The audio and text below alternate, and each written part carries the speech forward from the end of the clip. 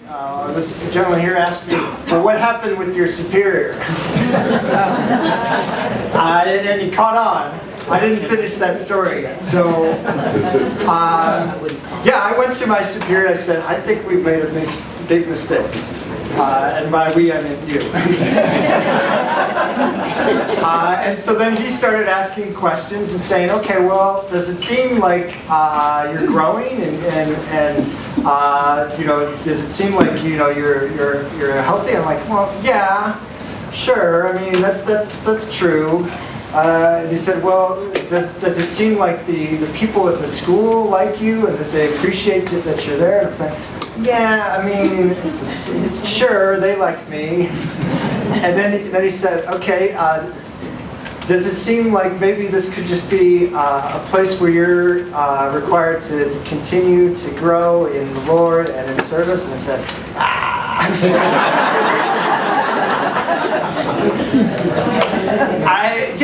I mean, he called me out. He said, wait a minute, is this really a problem that is about God, not being with me? Or is this a problem where I was uncomfortable?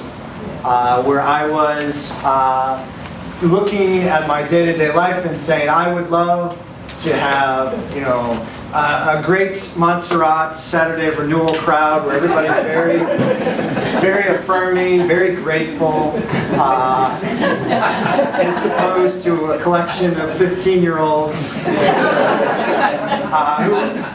I'm sure one of their potential areas of growth, if they were to ask the Lord, would be charity and patience with a first-year teacher.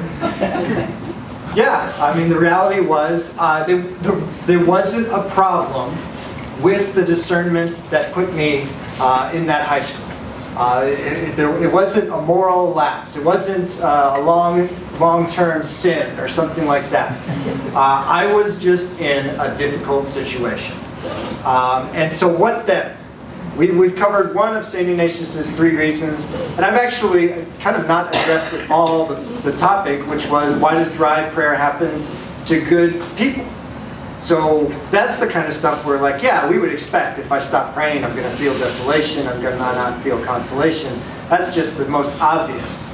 We're going to now move into some of the things that we might not have thought of, or it might not be our first instinct, and might help us to ultimately answer that question.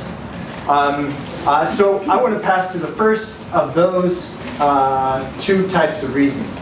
The first one is actually the second of the 3 reasons. St. Ignatius says the second reason is that the desolation is meant to test how much we are worth and how far we will extend ourselves in the service and praise of God, even without much repayment by way of consolation and increased graces.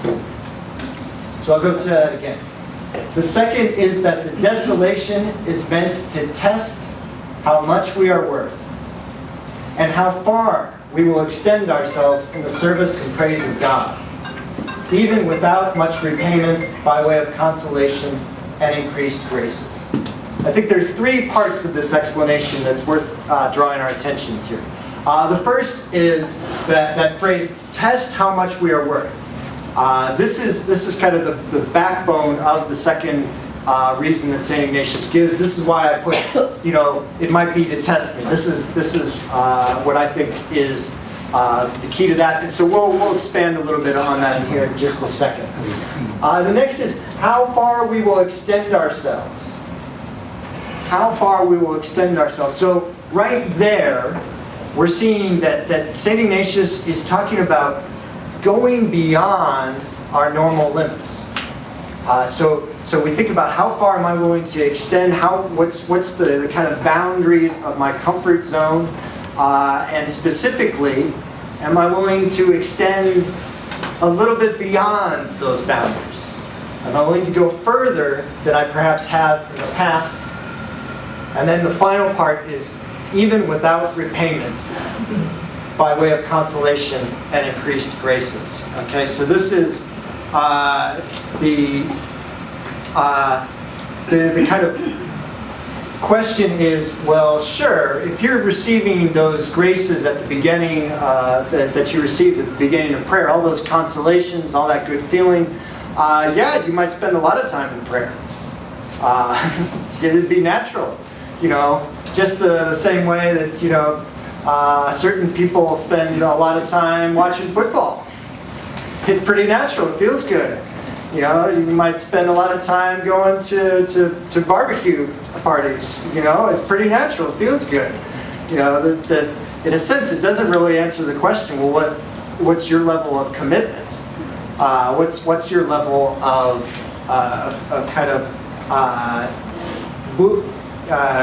essentially, what's your level of love? The love, it's easy to be in love on a honeymoon. I'm willing to say almost anybody can pull that off. It's those honeymoon-like moments. That's what gets us. Catches our attention at the beginning. It encourages us. The difficult part comes later, and that's also the part where you test what real love is. If this is all about feeling good. Ultimately, it's not as much about the other person; it's more about myself. Think about that.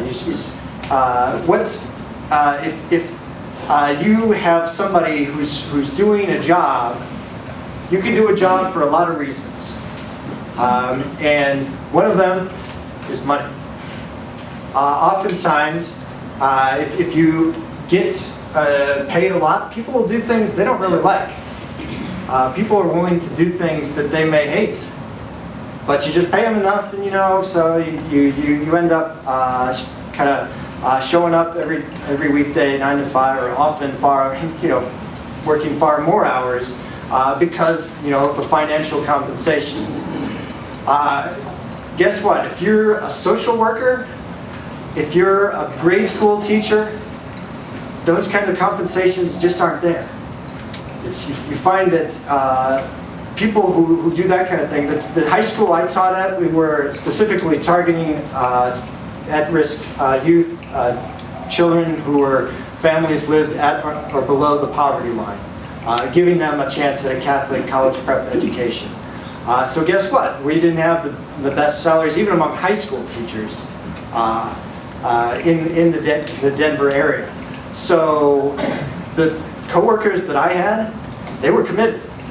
They were there out of love and commitment. And that led to kind of strangely enough a very high quality of instruction and really great people.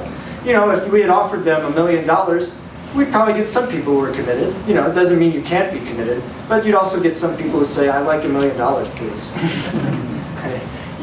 These kids, they can do what they want, but I'm.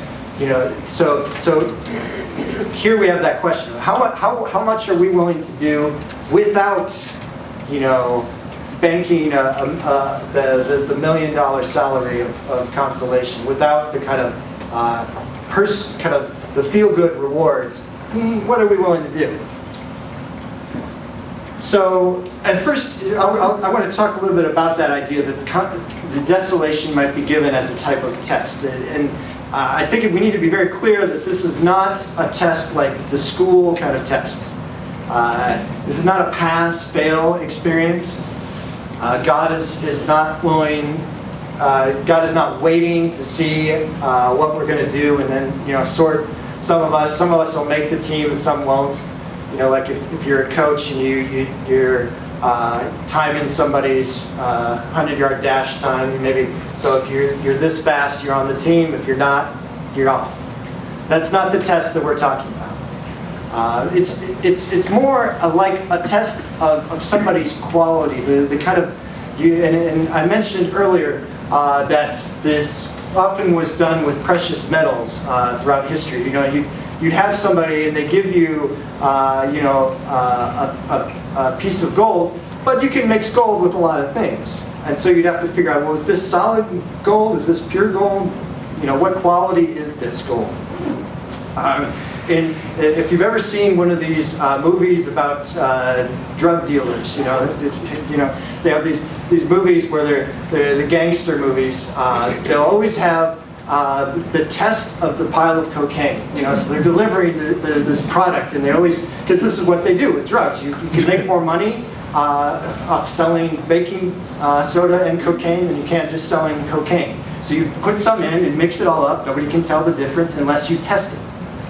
So this is the common scene where they're always, testing the cocaine, and they're saying, "Oh, this is really, pure drugs." So this is the kind of test that we're talking about, saying, okay, what's our quality as followers of Christ? I said a lot of things when I was a Jesuit novice. I said a lot of things about how I was going to serve God, even to the death, no matter how difficult it got, wherever in the world God would send me. And then when I was sent to Denver to teach, I learned something. What does it mean when I say these things? I learned that, okay, well, it's easy to say, I'm going to follow you, Lord. It's easy to say wherever in the world until I'm given a pretty concrete example. And then I say, are you sure? Maybe not. You were brought to your knees by teenagers? Oh, easily. Oh, gosh, yeah. If you've ever had a teenager, you know. Put 30 of them in a room, I surrender. No question. And yeah, exactly. I was brought to God. I needed God because I wasn't getting any affirmation from my daily work. That was for sure. Again, it wasn't my situation wasn't. I'm not blaming them. They're teenagers. Their job is to give me a hard time. My job was to run a reasonable class. That took some time to learn. But the desolation can help us to see that. What kind of a person are we? What kind of a follower of Christ are we? Are we pure in our following, or do we follow God so long as it's more enjoyable than Monday Night Football? And then if it's not, then maybe we don't follow God. We follow God so long as everybody around us is following God. And then if nobody else is, then maybe we don't anymore. There's these moments where we kind of figure out, oh wait, I may have written checks with my mouth, and now's the time that I'm being asked to kind of cash them. And so there's a couple things that this kind of testing can reveal. The first thing is just how fixated are we on our feelings? Is specifically feeling good. So am I more worried about doing God's will, or am I more worried about feeling like I'm doing God's will? Am I more willing than being, am I more interested in being a loved child of God? Am I more willing or more interested in feeling like a loved child of God? And so when these feelings are taken away, they're not bad feelings. The problem is not that we should never feel consolation or avoid consolation in our prayer life. But the question is, if I don't have that consolation, if I don't have that kind of mixture of consolation and God's will, how will I know how I'll respond when the question really is, will I do God's will? This is the kind of the kind of information that we gain, the self-knowledge that we gain from this type of test. It's also to see how far are we willing to go. So we mentioned that extending ourselves is one of the images that St. Ignatius uses. And I really like that, because if we push ourselves, we're going to find that we do have limits. I was thinking about when I was in high school, I ran track mostly just for something to do after school. I'm not a terribly fast guy. In fact, here's how I decided which events I would run. I looked at the track and I said, okay, the distance runners have to go around that thing 8 times. That's not for me. Give me the sprints. I'm not I'm not built as a sprinter. I don't have the fast twitch muscles that a sprinter needs. But I just said, okay, give me the shortest possible. And they had a particular run that they called the green mailbox, because there was this copper mailbox that was a mile and a half away from the school, and they'd all rally us up and run us out. And that was a test for me, is can I make it there and back? Push myself. At first I couldn't. At the beginning of the season, I could not. I would have to walk, or I'd have to take it slow. But after a while, after some practice at it, I was able to kind of grow, and I was pushing myself. I could extend further how far I could run, because I had reached my limits before. If I had never reached my limit, I could never have extended my limit. And so, again, it's actually not a problem when I hit those limits.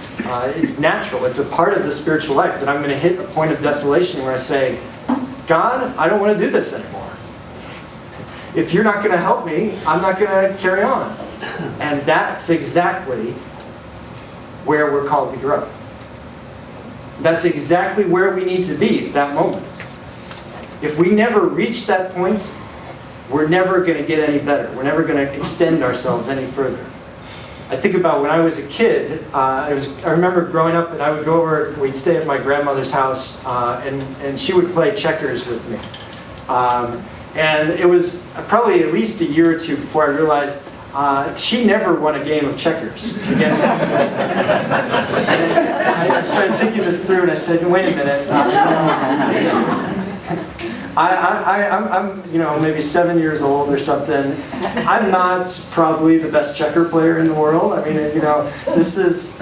she's lived a lot longer. She's an adult smarter than me. Maybe she's letting me win. And she was letting me win every game of checkers we ever played. And if I was, if it was her job to test me as a checker player, she would have failed. I had no idea how good I was at checkers, because I was always winning, and not because I was better at checkers. She was letting me win. So in a sense, okay, she might have been a good grandmother, but if she was my checkers coach, that's not the way that we grow. And I kind of compare that to another experience I had when I was in school. My dad is a writer, so he writes business, basically anything you'll pay him for. Speaking of compensation, so he's a self-employed business writer. So really, this is his profession. He takes it very seriously. And so I would bring him papers when I was in high school that I had written and ask him to revise them, proofread them, go over them. And I remember I would get those papers back and they'd be covered in ink. Like it looked like a pen exploded. And there was a moment where I'd be like, oh man, it's a little discouraging to see, okay, this was my best effort and now it's coming back, and every single sentence I should change something. I'm being asked to change something. He didn't take my grandmother's. He tested me. He said, "No, you can do better than this. This isn't grammatically correct. This could be stated more clearly, more concisely." Guess what? Through that process, I was honed as a writer. And all of a sudden I started to catch, my teacher's attention. I still remember after a couple times doing this, the first time I had a teacher pull out my essay and start reading it to the class, and I was like, whoa, what's going on? Why is this happening? Because I was being coached, I was being tested. I just finished over a year ago one of many master's degrees that they have asked me to get as a Jesuit, and one of my board says, I don't know about the scholarship's good, but this is one of the best written theses I've ever read. And I'm grateful, and I dedicated that thesis to my father. That was will always be grateful for the ways in which he tested me in order to help me grow. And so that's what desolation can be a part of. We can start to see, oh, I'm uncomfortable. I'm not feeling good. This isn't, the kind of the grandmotherly side of God that's coming out here. This is the kind of the teacher, the one who's giving me an opportunity to grow, and that's not necessarily a problem. Like that can be a crucial part, because if we follow that, we're going to end up in places we never would have gotten to otherwise. We're going to have a spiritual growth that we could not have had just on our own. How do we respond? So let's say we're in an experience of desolation. We've done our self-examination. We're not aware of any kind of moral issues in our life that would have caused it, so it's not our fault. So we're thinking, okay, this is something else. And we start to notice, oh, wait a minute. I think this might be God offering me that type of challenge, that test that's asking me to extend myself in service. So what should I do? We should, first of all, not back down. We shouldn't start lessening our commitments. Yes, sometimes prayer is a slog. It takes hard work. And I don't receive any affirmation or any consolation. But I do it anyway. Yes, it starts to look really attractive to do 28 minutes instead of 30. I do 30 anyway. And in fact, sometimes it's even helpful to do more. So if the devil's trying to get me to do less, oftentimes St. Ignatius notices the more attention I give to the devil's suggestions, the stronger he's going to suggest them. The more energy he's going to put into tempting me. And it's actually going to get harder. So often if I find I'm saying, I want to do 25 minutes of prayer, what I'll say is, I'm going to do 35 minutes of prayer. It's not a lot. I don't say I'm going to do an hour of prayer if I planned on 35. I don't say I'm going to do 2 hours if I planned on an hour. But I say, you know what? This particular feeling isn't the boss of me. This idea that I'm laboring, it's not going to kill me to do a little more. And in fact, it can help me grow. And so we should stay consistent. If I had had my way when I was a teacher, I would have quit. I asked to quit, basically. I was saying, hey, can I cut this short? No. Not only, so then what I have to do is say, okay, I'm going to show up every single day and go at it again, give it my best, work hard again. That's what I did. I ended up being there for 3 years. And every single day I got better as a teacher because I wasn't trying to cut it short anymore. I wasn't saying I'm not going to be there. And I still remember the difference that made. After that first year of teaching, I was at the end of the year saying, you know what, it hasn't always been easy, but I'm grateful, I'm glad to have been your teacher. And one of these sophomores raised her hand and said, Mister, you're coming back next year? She was surprised. And I said, yeah, I'm coming back. And I wanted to come back. Not just that I had to, and I Jesuit superior, but I said, my superiors are correct.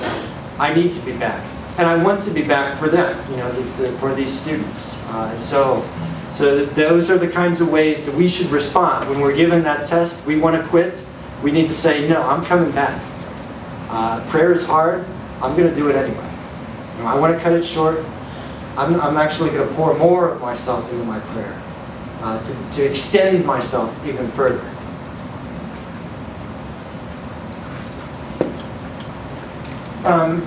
So that's the second of Ignatius's 3 reasons. Any questions there? I'll go back. Any questions on the idea that desolation might be a test for ourselves? Okay? We'll move on to the third rule.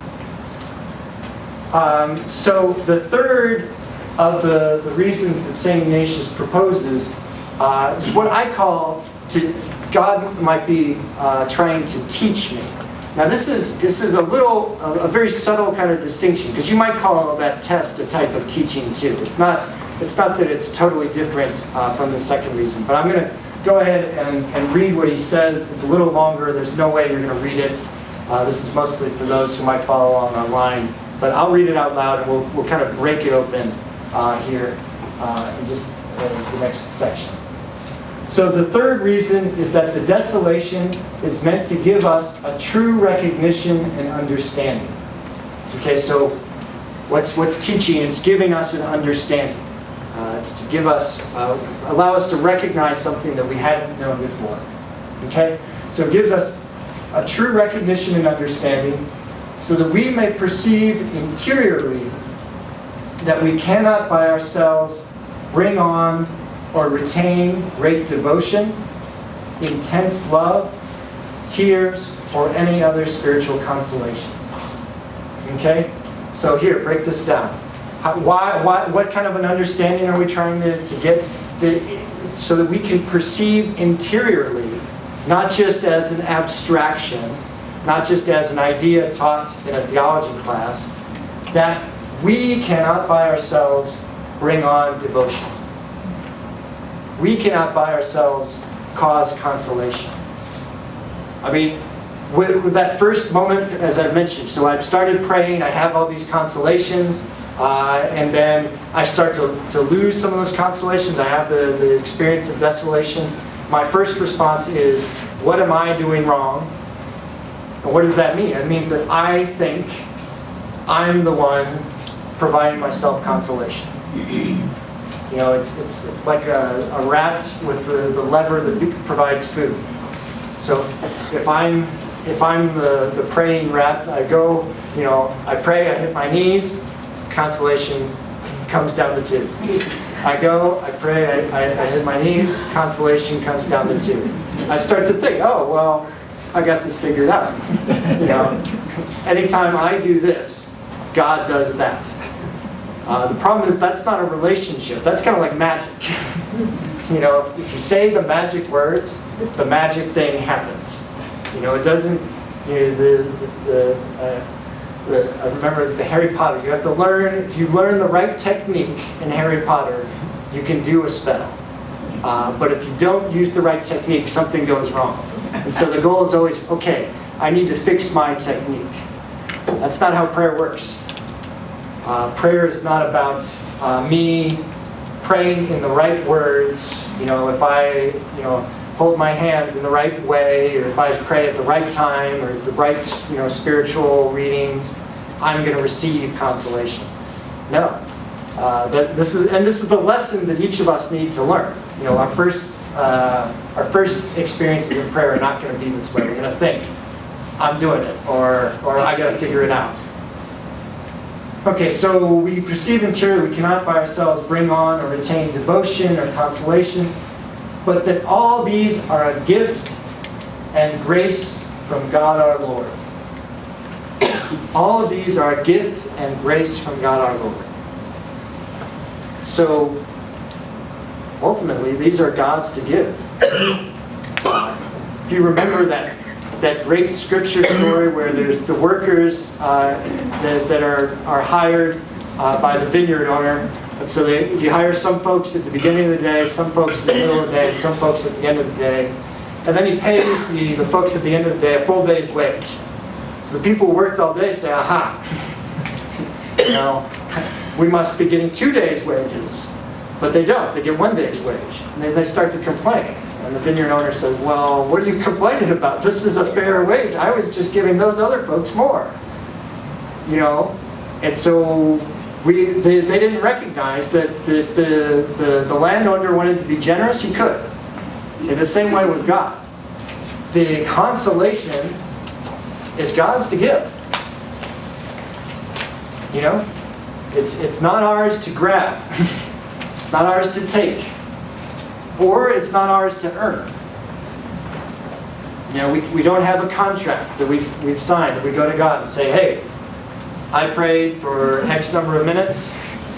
I deserve X number of graces, X number of consolations. No, every time we receive consolation, it's a gift of God, a free gift. And quite honestly, some pretty unworthy people have received it throughout the ages. You know, the St. Paul, the first and foremost example, you know, he's on his way. He's not on his way, you know, to make money or to do something that's indifferent. He's on his way to kill Christians. And God says, wait, I got something better in mind for you. Not because you're a good guy. Not because you had good plans, but precisely because it's my gift to give. Okay, so so all these are a gift and a grace from God our Lord, and further, to prevent us from building our nest in a house which belongs to another, by puffing up our minds with pride or vainglory, through which we attribute to ourselves the devotion or other features of spiritual consolation. I love this image of the preventing us from building our nest in the house of another. We do this. You know, certain birds, when the nest of another bird is unguarded, they'll take their eggs, kick them out, and lay their own eggs in that nest. And then they fly away. The other bird comes back, doesn't notice the difference, and actually hatches those eggs. You know, this other bird's eggs. And it's taking the nest of another for itself. And so ask yourself, well, which bird is a good parent? You know, is it that first bird? Is that parent bird a good parent? No, it's the second bird. They're deluding themselves. They're saying, oh, well, I hatched 3 eggs this season. You know, it's like, no, the other bird hatched your eggs. And we do the same thing. We take God's consolations and God's graces, and we start to say, you know, it's really a good thing that I pray so much. You know, God's lucky to have a follower like me. I think I'll pray even more to help God out. You know, I've seen some things in the world that should be fixed, so I'll throw some prayers that way. And won't those people be lucky to have myself praying for them? Well, I mean, I think it's good that I might pray for them, but no, it's not, you know, some great kind of gift that I deign to give God or that I'm able to spread around. This is always, first and foremost, God's gift to us. That we ourselves need to be taught this. And that's why, you know, again, natural, very easy. You know, I suspect all of us have done this in various ways and forms, but we need to be willing to be taught to take another step beyond that. Any questions here? To understand my Catholic faith more and to use it more, I'm wondering about indulgences. Okay. And how does that fit in with desolation of the grace of God? And so things come from the grace of God. Whereas specifically, I believe in our Catholic faith, we have ceremonies and things that we can do to, maybe I don't understand indulgences. So you're talking about the formal kind of church... yeah, the formal Catholic church tradition. Indulgence. So not just kind of self-indulgence, but the actual... Yeah, right, that's it, the church. So for those who may not be familiar, the church has a penitential practice of when we go through life and we sin that incurs there's certain consequences that even if when we receive forgiveness, those consequences, they're still hanging out there. And that this is part of the church's doctrine on, say, purgatory. And there's certain actions of devotion that we can do in order to receive a remission of those consequences.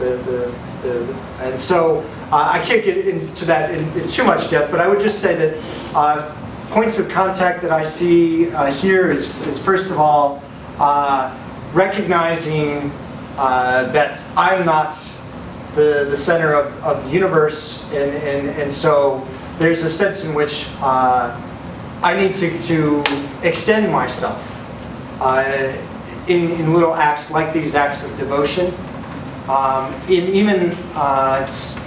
For this, even though it goes beyond forgiveness itself, I might need to still say, oh wait, I need to face the music.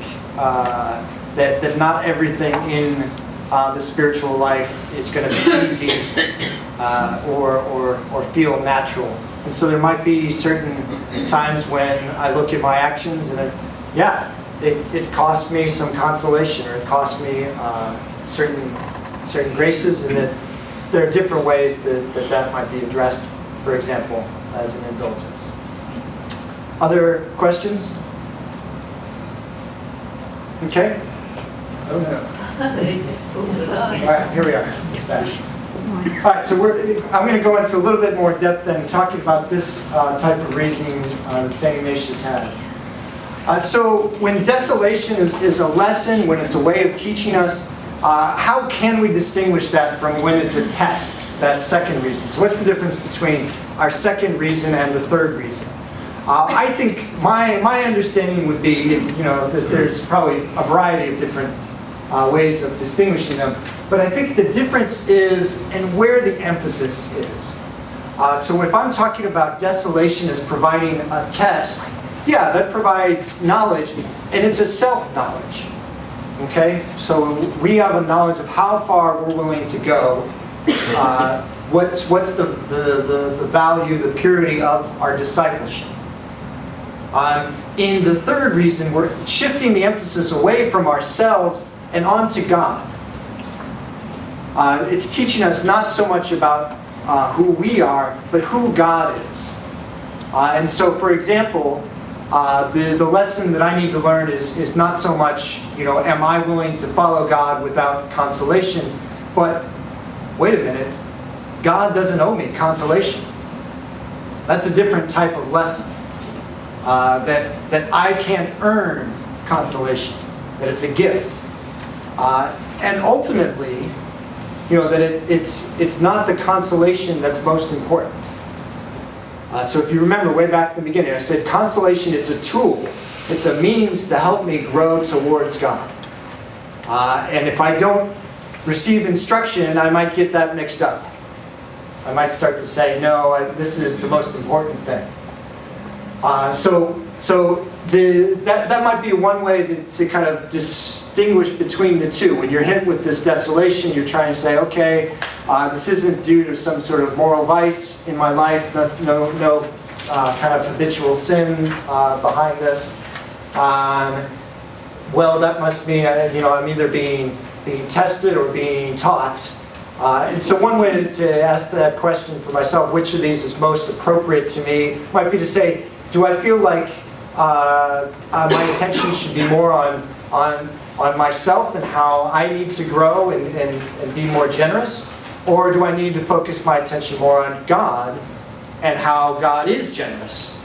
And that, could be, is beyond my ability to control. And so that's one way we might say, okay, this seems like the more appropriate reasoning to follow, the most helpful thing for me to reflect on at this time. Both are fine. There's never a time when I might go wrong by saying, okay, how can I extend myself more further, or how can I respond to God with more trust and more gratitude. But it helps us to kind of fine-tune our attention a little bit further. So what are some of the things that this desolation may be teaching us about God? It's trying to help us learn about who God is. First, we heard it, I talked a little bit about it in reading the passage from St. Ignatius. We just need to recognize we can't obtain consolation on our own. Okay, so it's not a matter of us doing the right things, praying in the right way, and then getting a particular payment in return. So that's something that we need to be just taught. This is not going to come naturally to us. And the second thing is more properly just about God.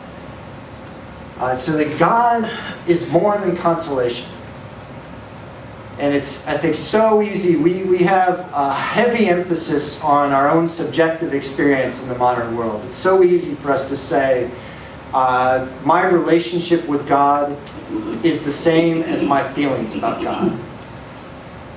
So easy for us to say, I know God loves me because I feel like God loves me. But those aren't the same. I think we need to make that distinction. Is that there is never a moment that God is not loving me. There is never a moment when God is not giving me the Holy Spirit, and generously so. And even if I don't feel that way, what I need to do is to say, you know what, this doesn't feel good. I don't feel like you're close, God, but I'm going to trust. You know, I have it on good word that you love me. The Scripture, the church, the sacraments, all of these things have testified to me that maybe my own perceptions are not adequate in this moment. That I may need to set aside what I'm feeling for the truth, which is God. And so that's definitely a way in which we're called to grow.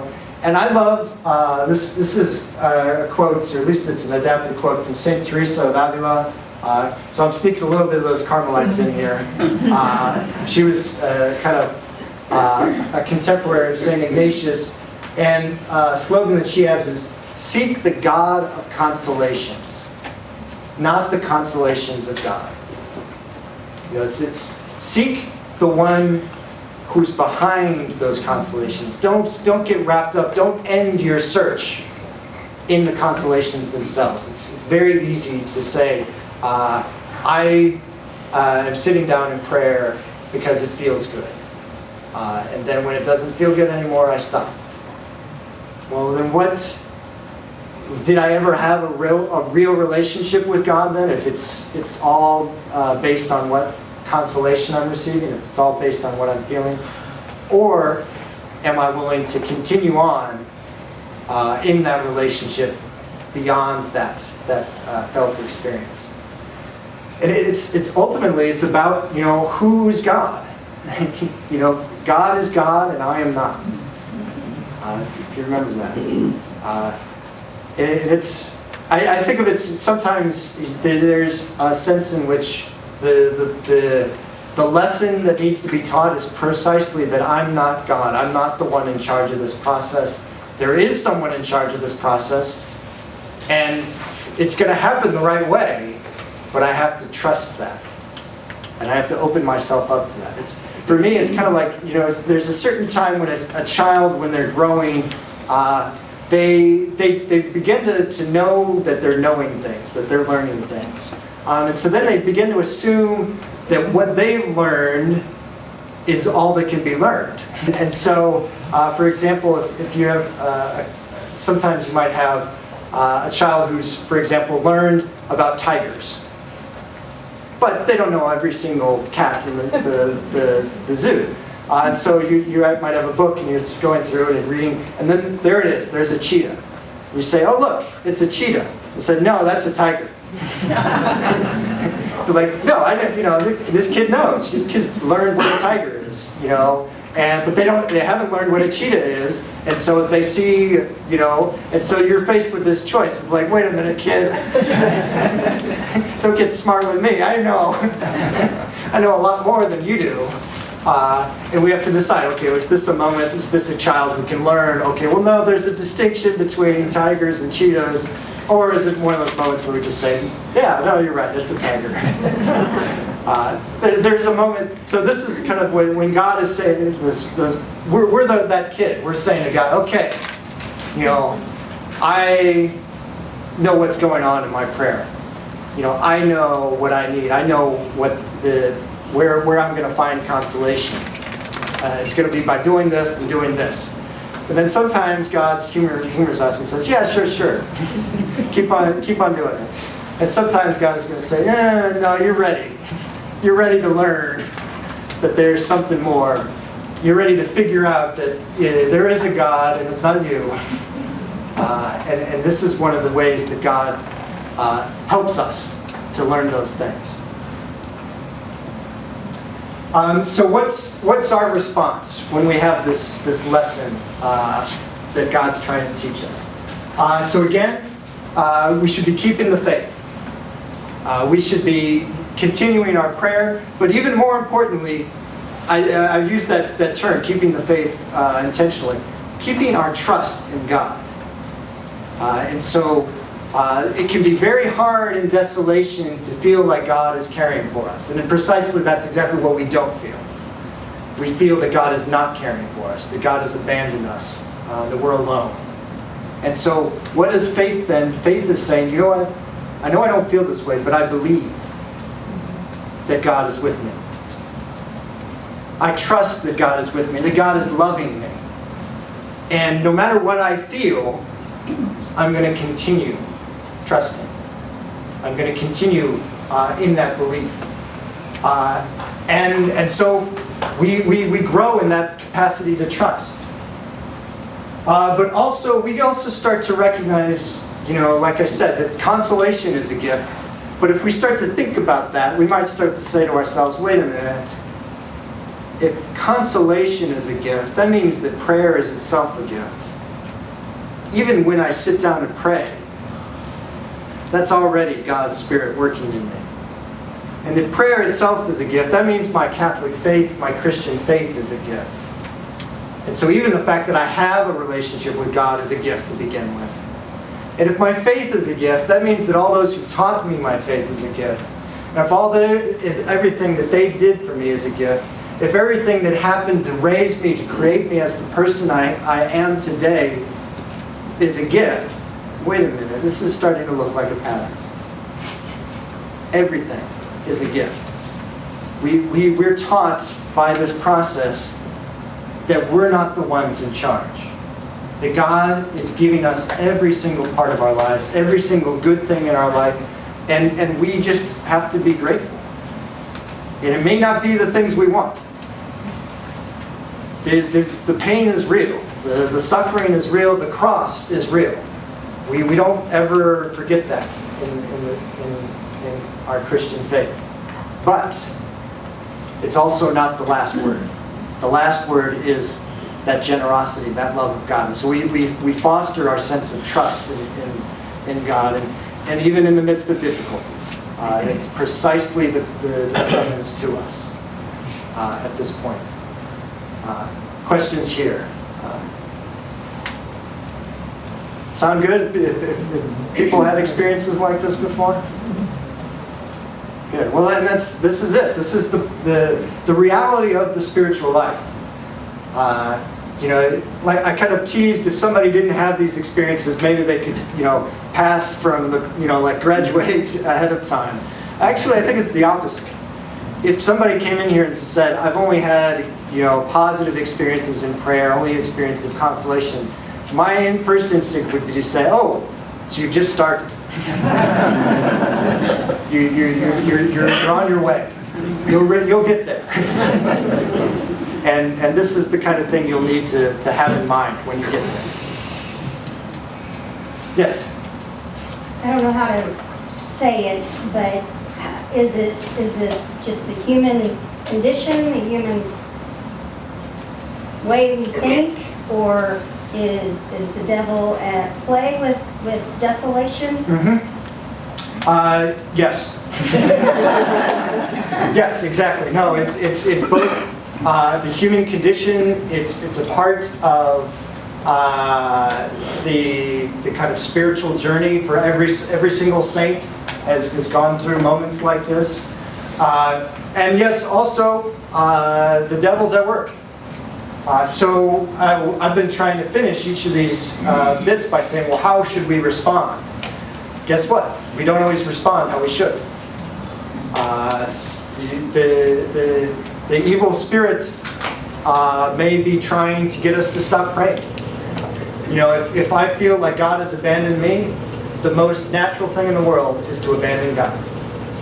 To say, well, I'm not getting anything out of this. So I'm going to go on and do my own thing. So, and I think, for example, what if I had gotten my way when I was in that experience where I was trying to ask my superior to change my assignment? Maybe I could have snowballed it and said, you know what, this is really not God's will.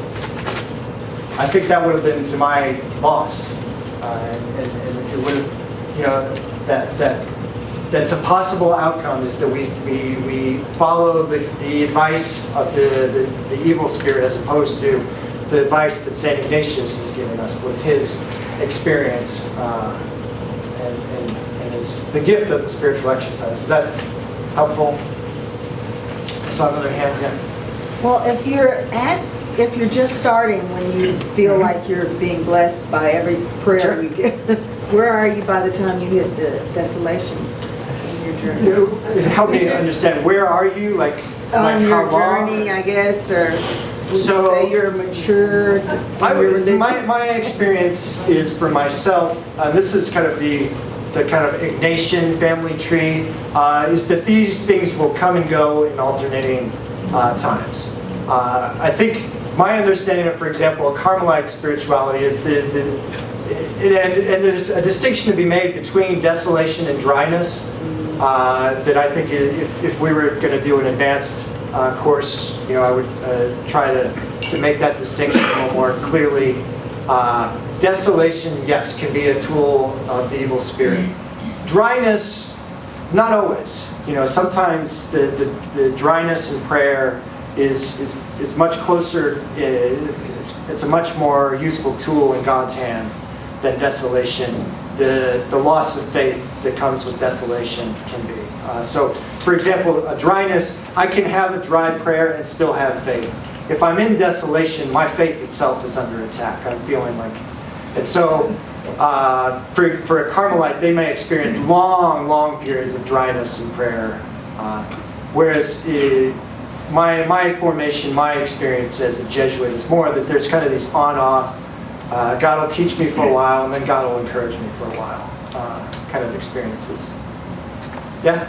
How would that compare desolation or dryness to Night of the Soul of John of the Cross? Right, yeah, so that's a kind of extended period of dryness, and I'm not well versed in that, so I couldn't give you a lot of technical advice there. There's a Jesuit author, Thomas Green, who did doctoral studies in Carmelite spirituality and also Jesuit spirituality. I recommend his writings if you're interested in kind of getting into some of that discussion. I think for me, the helpful distinction is desolation is often an attack on my faith, whereas dryness is more just the extraction of the consolation.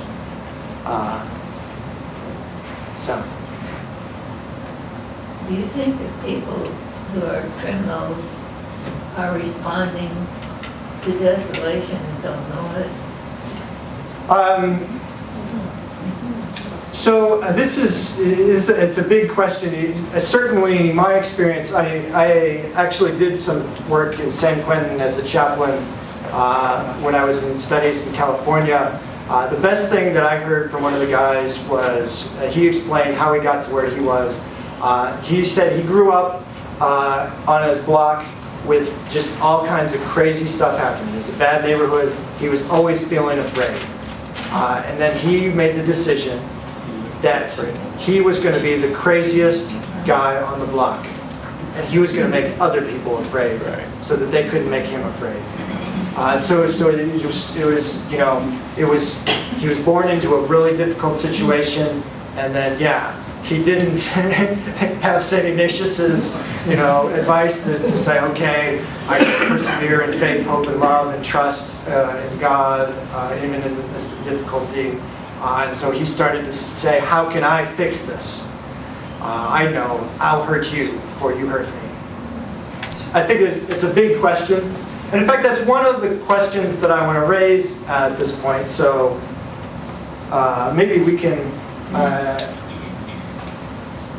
So why does dry prayer happen? I'll do a quick review and then we'll throw it open again to just broadest possible discussion. So why does dry prayer happen? Why does desolation happen, even for good people? Sometimes, yes, it's our fault. Sometimes we said that's the first reason St. Ignatius gives. We might need to repent of some sin in our lives. But often it's a tool for spiritual growth. And there's nothing, it's never a bad thing to repent of sin, but it's not going to change whether or not I'm in desolation, because it's being used for one of these two purposes. One, training or teaching. Testing or giving us a lesson. And this is just a review. It's, again, don't feel that you have to read those tiny ones at the bottom. So with that in mind, how might this apply? How might this apply to my prayer? How might this apply to the situation of an inmate of San Quentin? And I throw it open to you. If you have any questions, any comments, or any experiences that seem to connect to this material, any way that we can deepen or develop this in our lives, this would be a great time. And just to think about it yourself, even if you don't want to respond in the group, but just to say, where have I seen this in my life? Well, I've heard it said that sometimes darkness is one of our greatest gifts, because we don't recognize when we're in the light unless we've been in the darkness. Yeah. So perhaps when you're in desolation and you feel that you are in the darkness,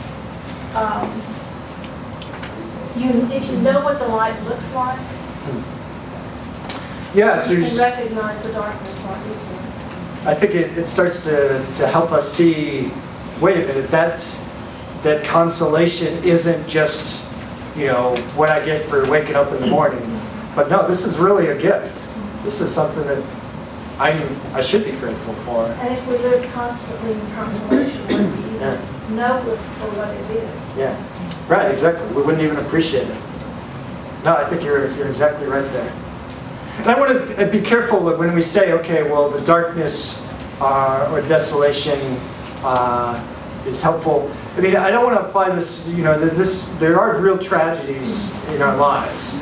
So it's not a wagging finger to say, well, you shouldn't feel bad because somebody's died.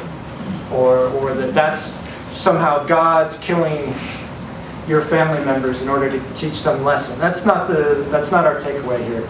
The reality is, though, that we can, that this is a part of our faith, is that we enter into those difficulties and come out them with the grace of God. Yeah. For me, like, when my prayer goes dry or I feel like I'm in desolation, it affects everything. And so, like, my prayer routine is first thing in the morning. Yeah. And if that starts off poorly, I found that it filters, just keeps going with me.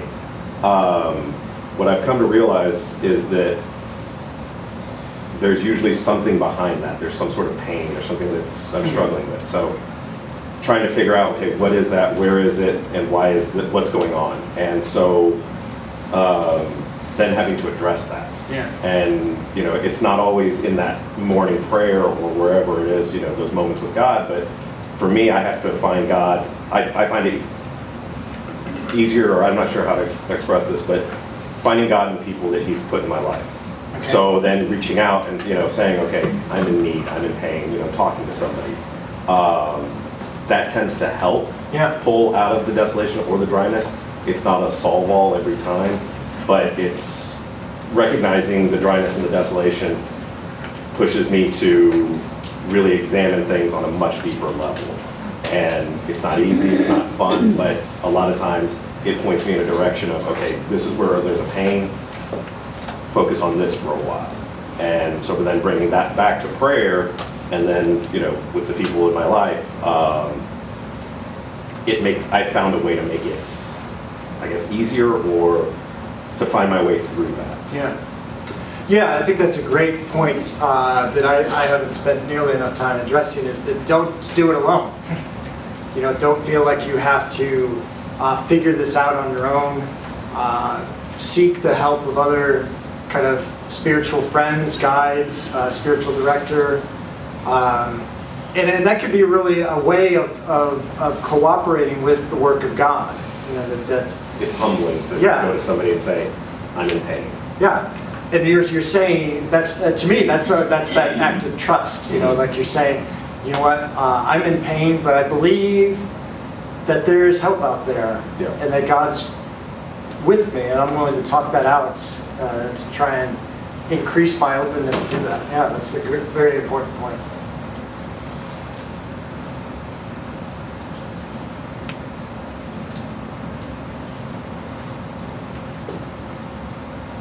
Yeah. You mentioned Thomas Green. Is he comparing Ignatian spirituality with Carmelite spirituality, which might be really interesting, but they are very different. So it's not so much a kind of academic comparison where he says, okay, this does this, this does this. What he does in his books is, he has a lot of them, so it's kind of a progression, but he kind of uses both as a kind of program of spiritual formation. So like if you read each book, like one of his books is called Weeds Among the Wheat, and it's specifically on, well, how do I discern what to do in desolation? Wait, no, I think that one's the one about discernment, or when the well runs dry, what do I do when this dryness kind of sets in long term? So it's kind of a practical book on spirituality that incorporates both, and he's pretty. He'll kind of begin by describing his influences, so you'll kind of see, okay. Especially if you have a lot of Ignatian influence, you'll see the things that are different, and those are the kind of Carmelite influences. Would any of his books you particularly recommend? You know, if I were to suggest to somebody to start with, I would say get like the book jacket. Each of them will say, this book is about this. We have one of them here is a collection of talks from Green. I haven't read that one, so I'm not as familiar with that, but often it'll say, this book is about discernment, this book is about, you know, the experience of dryness in prayer, this book is about, and so find one that you feel fits. The great beginning orientation that he has is opening to God. In fact, I need to talk to our staff. I want to get that in our library. That one's the most broad, multi-purpose introduction. So. If you were doing prison ministry, would the best place to start out possibly be to teach them there is such a thing as consolation? So I think it's going to depend a lot on who you're meeting with and in what situation. So I actually, that was my ministry. I was doing Ignatian retreats with inmates in San Quentin. You know, but I didn't just show up there and pick guys at random. Like, we were working with guys who had contact with the Catholic chaplaincy, who had prayer lives, and so, you know, no, I wouldn't say here's consolation, but I would probably start by just talking to them. What's their experience of God, and where are they right at that moment? I think that's a good Ignatian key is don't jump to where we think we should be or where we might go. Jump to where we actually are and what's God actually doing at this moment. Does other faiths, like say the Muslims, do they get consolation and desolation when they pray? That's an excellent question that I couldn't answer. I suspect they're similar types of movements, but I don't know. So I won't wait in. If anybody's looking for research. It is different, you know, even within Christianity. The spiritual life is described and experienced in different ways, but also with broad similarities as well. So I suspect that it will probably be in a similar vein, that there will be pretty big differences, but also substantial similarities. We're out of time. Oh, it's 11:30, so Could you go back one, please? Sure. And this, again, this will all be available online. If your email is on the list, we'll send you the link. And it's actually going to be available, so if you want to share it, we're going to have the video. You feel free to share that with anyone you feel like might benefit.